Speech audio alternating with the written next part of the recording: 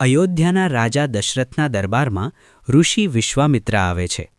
તેઓ યજ્ઞમાં વિઘ્ન કરતી રાક્ષસી તાડકાથી બચાવવા માટે રામ અને લક્ષ્મણને સાથે મોકલવાની વિનંતી કરે છે. રામ અને લક્ષ્મણ ઋષિ વિશ્વામિત્ર સાથે અયોધ્યાથી જંગલ તરફ નીકળી પડે છે. વિશ્વામિત્ર રામને તાડકાના જંગલ વિશે કહે છે.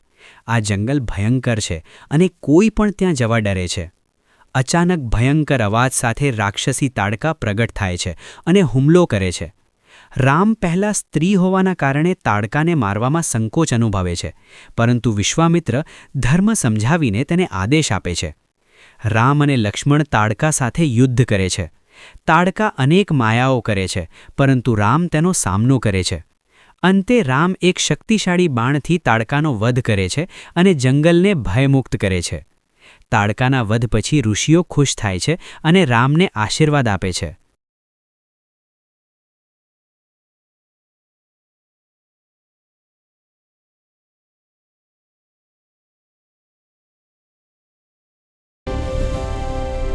जय श्री राम।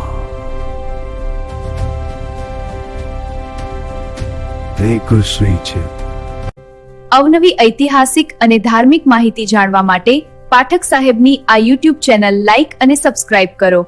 Channel address Pathak Madhusudan.